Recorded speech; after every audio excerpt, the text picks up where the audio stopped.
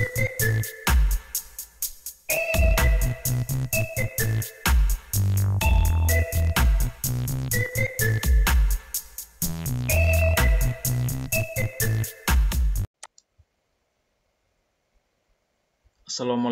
warahmatullahi wabarakatuh. Jumpa lagi di channel Profesor KW. Pada video kali ini kita akan membahas bagaimana cara melakukan analisis regresi logistik multinomial dengan SPSS. Nah, sebelum masuk ke pembahasan, jangan lupa subscribe channel ini sebagai bentuk dukungan kalian semua agar kami terus mengembangkan channel ini. Nah, langsung saja masuk ke pembahasannya. Kita bahas dulu konsep dasar daripada analisis regresi logistik multinomial ini, di mana pada dasarnya regresi logistik multinomial ini adalah pengembangan daripada binari logistik ataupun regresi logistik biasa. Apa perbedaannya? Perbedaannya itu terletak di banyaknya kategori yang digunakan. Tetapi perlu diingat bahwasanya kategorinya di sini adalah data yang berskala nominal. Maksud daripada data yang berskala nominal adalah data yang tidak memiliki tingkatan antar kategorinya. Contohnya apa?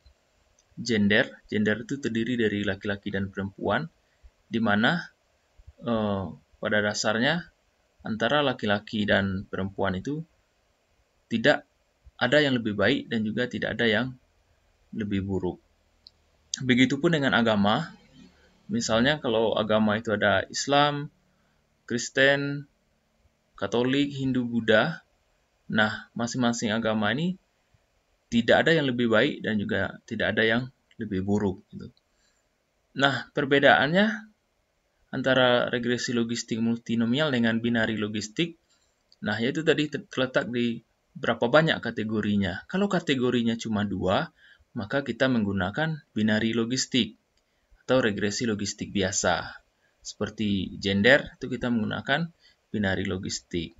Kemudian kalau seperti agama tadi, itu ada lebih daripada 2 kategorinya, maka kita menggunakan regresi logistik multinomial. Jadi, nah konsep dasarnya itu, regresi logistik multinomial ini merupakan perluasan dari binari logistik 2 kategori jika variabel Y memiliki kategori lebih daripada 2. Nah, secara matematis, regresi logistik multinomial ini dapat dijelaskan, misalnya variabel Y ini memiliki M kategori. Maka salah satu kategori tersebut dianggap sebagai kategori referensi, di mana probabilitas kategori dibandingkan dengan probabilitas kategori referensi. Misalnya, jika variabel dependen ini memiliki 4 kategori, maka untuk persamaan regresinya, kita akan membentuk sebanyak J-1. J ini adalah seberapa banyak kategori daripada variabel Y tersebut. Misalnya kalau kategorinya ada 4, maka seberapa banyak persamaan regresi yang kita buat adalah 4 dikurangi 1 sama dengan 3 model persamaan regresi yang akan kita bentuk. Nah, adapun bentuk persamaan regresi logistik multinomial ini bisa dilihat. Nah, di mana untuk keterangannya juga bisa dilihat sendiri. Kita lanjut.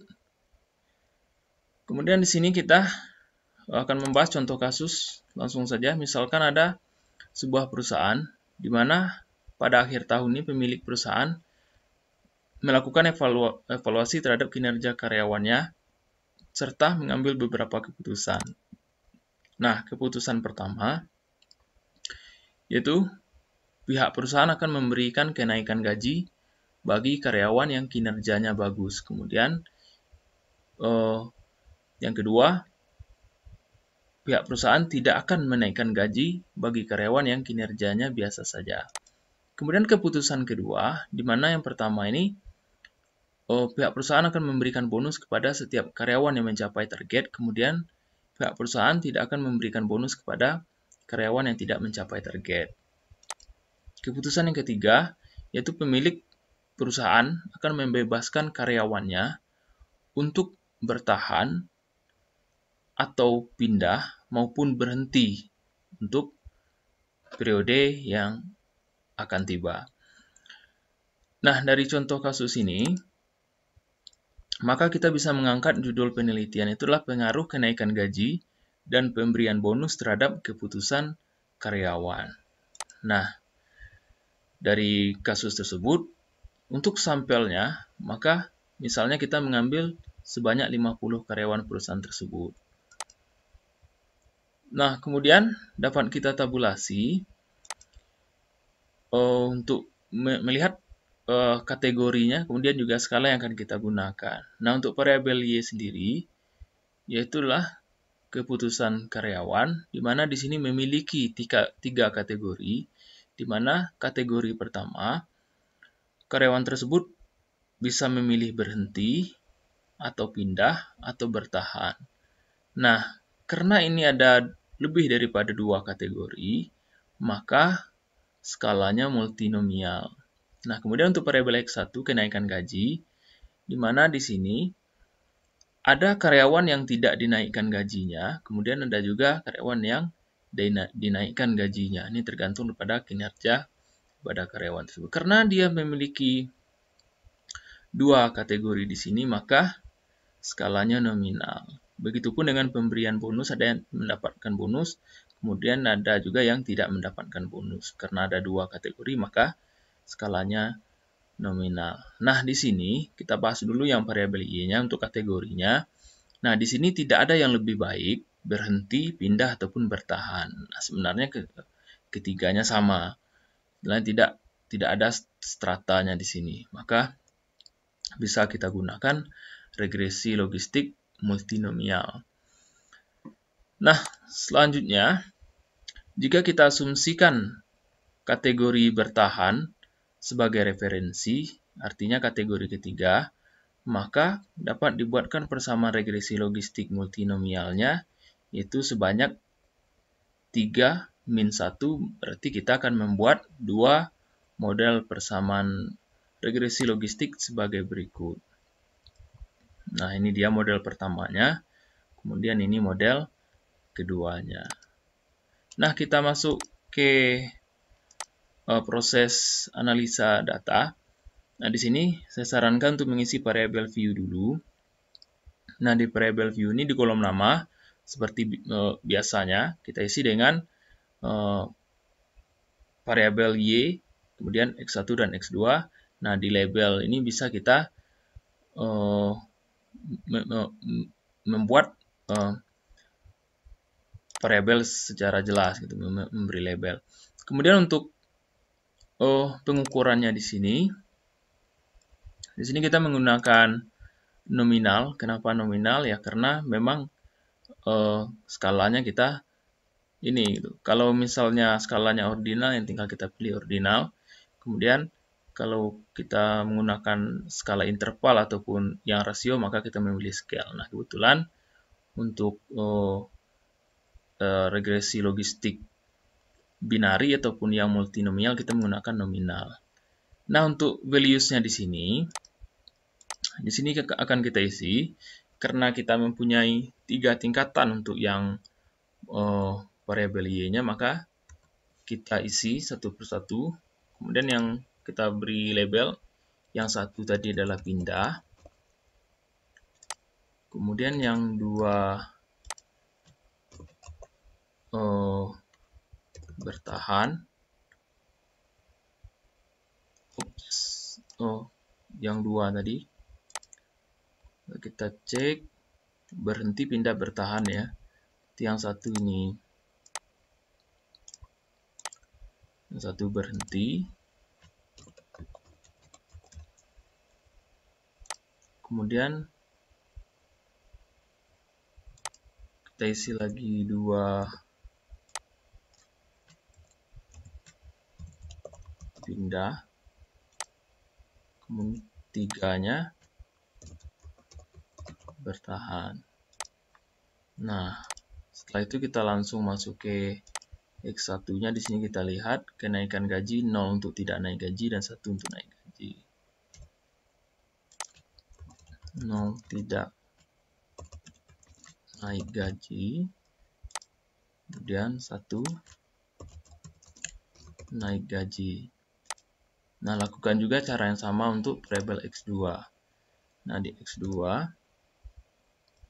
0 untuk tidak mendapat bonus, kemudian 1 mendapat bonus.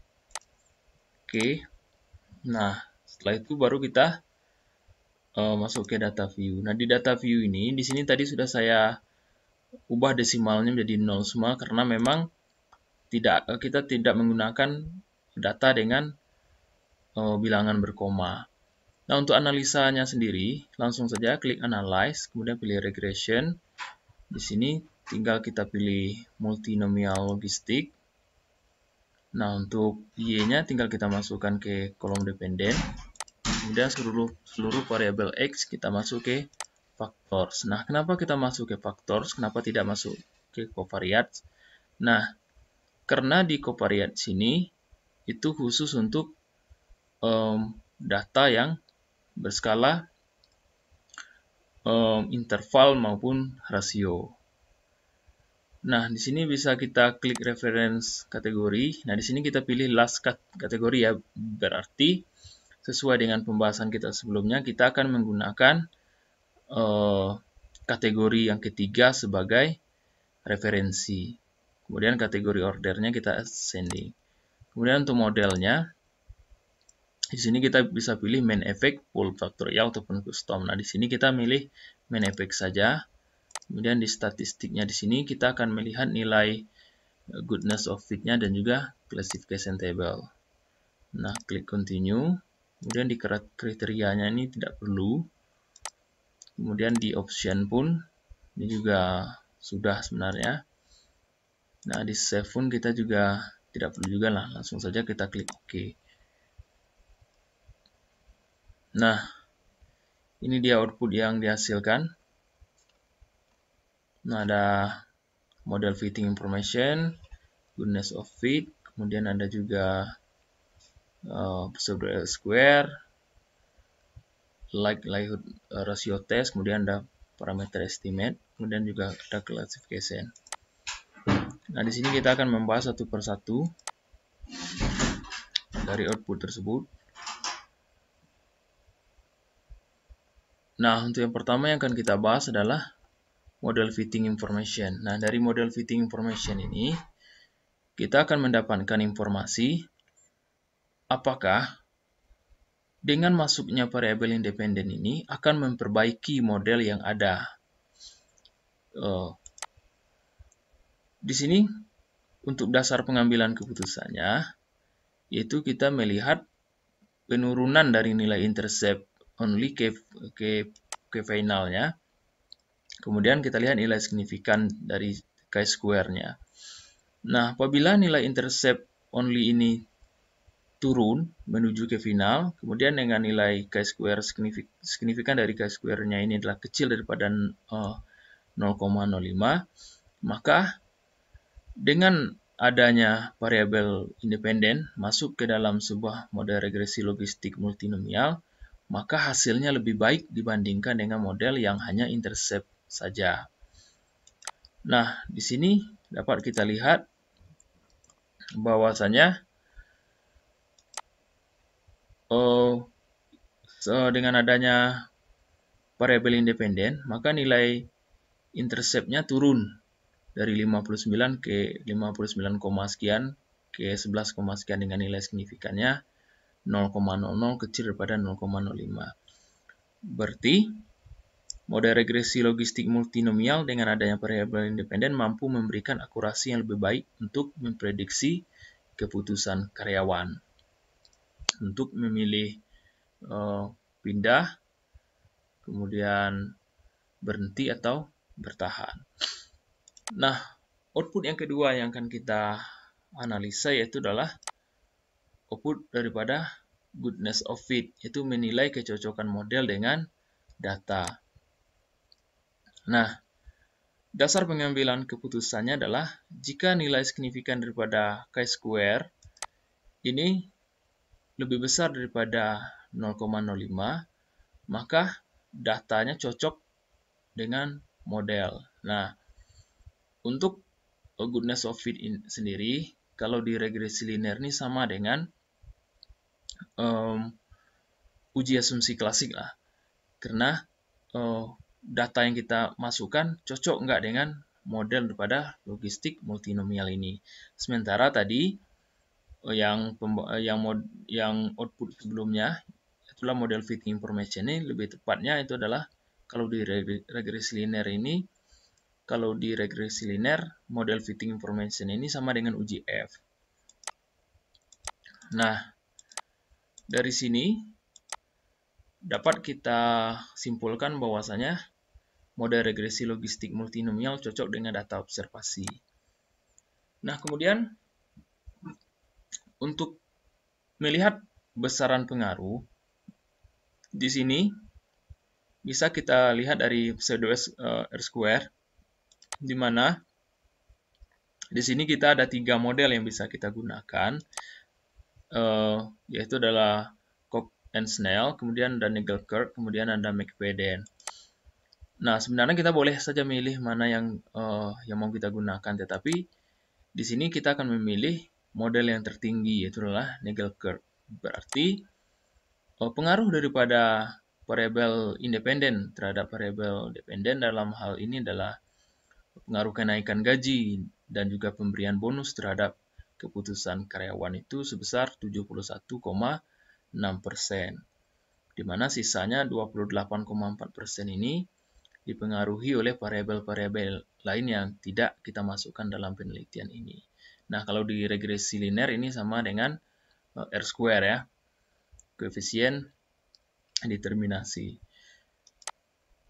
Nah, lanjut untuk output selanjutnya, kita akan melihat pengaruh variabel X terhadap variabel Y, di mana kita akan lihat variabel mana saja yang mempengaruhi daripada variabel Y. Itu bisa kita lihat dari output likelihood ratio test. Nah, kalau di regresi linear, ini sama dengan uji T. Nah, untuk dasar pengambilan keputusannya, di sini bisa kita lihat sama ya, apabila nilai signifikannya kecil daripada alfa, maka terdapat pengaruh secara parsial variabel X terhadap variabel Y.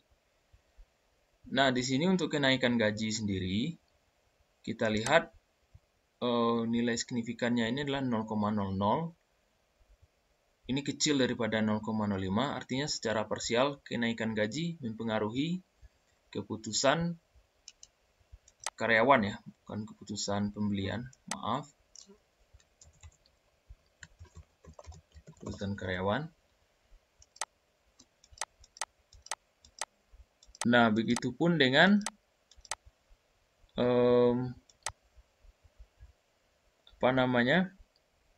pemberian bonus di sini juga nilainya sebesar 0,00, ini juga kecil daripada 0,05. Berarti pemberian bonus pun mempengaruhi keputusan karyawan. Nah, dari sana kita akan membentuk persamaan regresi. Nah, karena kategorinya ada 3 tadi, maka untuk persamaan regresi yang kita buat ada 2. Nah, seperti ini. Persamaan yang pertama nanti kita akan membandingkan probabilitas karyawan berhenti dengan probabilitas karyawan bertahan. Kemudian persamaan yang kedua, kita akan membandingkan seberapa besar probabilitas karyawan itu akan memilih pindah dengan probabilitas karyawan itu memilih untuk bertahan. Nah, di sini untuk konstantanya, di sini kita lihat di nilai intercept-nya.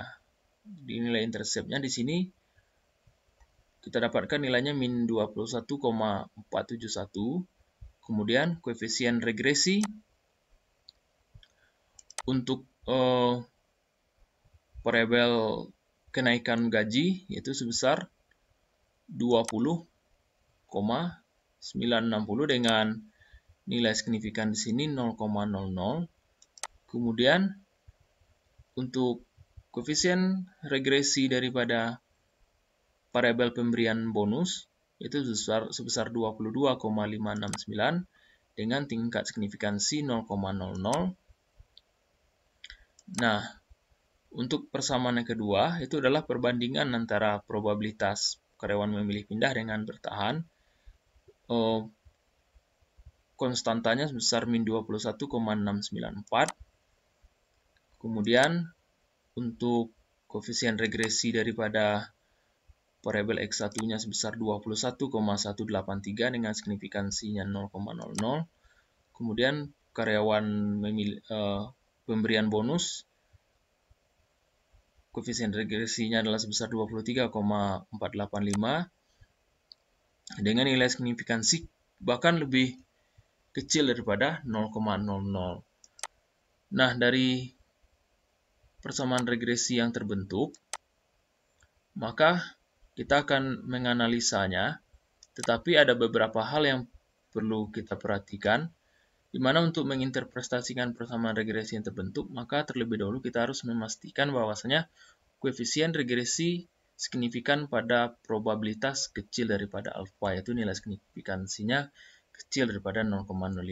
Nah, dari persamaan regresi yang terbentuk tadi, dari tabel parameter estimate, di sini kita lihat bahwasanya signifikan semua untuk variabel X-nya. Kemudian, saran yang kedua, apabila koefisien regresi dari variabel independen tidak signifikan, maka koefisien tersebut tidak perlu diinterpretasikan karena tidak mengandung makna yang berarti. Nah, apabila koefisien regresi bernilai positif dan signifikan, maka probabilitas kategori pembanding lebih tinggi daripada probabilitas kategori referensi. Nah, kalau jika koefisien regresinya bernilai negatif dan signifikan, maka probabilitas kategori pembanding lebih rendah daripada probabilitas kategori referensi. Nah, langsung saja kita analisis untuk persamaan regresi yang pertama. Nah, analisis yang pertama, kita lihat di sini nilai konstantanya sebesar min 21,471, di mana dapat kita katakan bahwasanya nilai tersebut negatif dan signifikan pada probabilitas 0,00. Artinya apa? Jika tidak ada kenaikan gaji dan pemberian bonus, maka probabilitas keputusan karyawan untuk memilih bertahan sangatlah rendah. Kemudian untuk koefisien regresi daripada X1 ataupun kenaikan gaji, di sini kita lihat nilainya 20,960, artinya bernilai positif. Nah, dari pembahasan sebelumnya, kalau dia positif, berarti probabilitas pembanding lebih tinggi daripada probabilitas referensi. Nah, artinya jika tidak ada kenaikan gaji, maka probabilitas karyawan dalam mengambil keputusan berhenti lebih tinggi dibandingkan dengan keputusan bertahan. Kenapa? Karena di sini nilainya positif. Nah, begitupun dengan X2-nya, pemberian bonus. Nah, di pemberian bonus ini tadi, koefisien regresinya 22,569, kemudian signifikan pada probabilitas 0,00.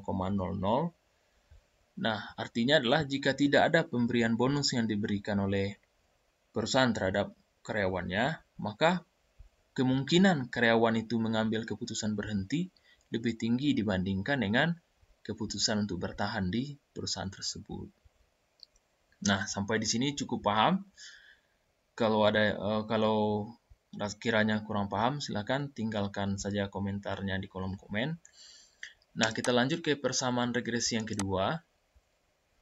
Nah, kita akan membandingkan probabilitas perusahaan karyawan itu pindah dengan bertahan. Nah, analisanya hampir sama dengan yang persamaan yang pertama. Nah, yang pertama akan kita lihat dulu adalah nilai konstantanya. Di sini bernilai negatif. Nah, artinya apa? Jika tidak ada kenaikan gaji ataupun pemberian bonus oleh perusahaan, maka probabilitas karyawan untuk memilih bertahan itu sangatlah rendah. Nah, di sini kita akan menganalisa yang variabel X1 dulu. Nah, kita lihat di sini bahwasan nilai koefisien regresinya sebesar 21,183. Nilai tersebut pun positif dengan signifikansinya 0,00. Artinya apa? Jika tidak ada kenaikan gaji, maka probabilitas karyawan mengambil keputusan pindah lebih tinggi dibandingkan dengan keputusan bertahan. Nah, di sini kita membandingkan pindah dengan bertahan. Nah, untuk selanjutnya, X2-nya, pemberian bonus pun dia bernilai positif sebesar 23,485 dengan signifikansinya kecil tadi dari 0,00. Artinya apa? Jika tidak ada pemberian bonus yang diberikan kepada karyawan oleh perusahaan, maka keputusan probabilitas karyawan itu memilih pindah ini lebih tinggi dibandingkan dengan keputusan untuk bertahan. Nah, sekian dulu untuk pembahasan video kali ini. Nah, jika teman-teman mau melihat referensinya, silahkan aja beli bukunya Bapak Imam Ghazali tahun 2018. Judulnya adalah Aplikasi Analisis Multivariat dengan Program IBM SPSS 25 edisi 9, di mana penerbitnya adalah Universitas Diponegoro, Semarang. Nah, cukup dulu video kita untuk kali ini. Jangan lupa dukung terus channel ini dengan cara subscribe, kemudian dibagikan ke teman-temannya. Kalau teman-teman ingin datanya diolah secara gratis, kirim saja ke alamat email Profesor KW dengan cara komen di kolom komentar. Nanti alamat email kami akan kami kirimkan. Untuk pengolahan data gratis ya, ingat gratis, tidak kami minta biaya. Oke, sampai jumpa di video selanjutnya. Wassalamualaikum warahmatullahi wabarakatuh.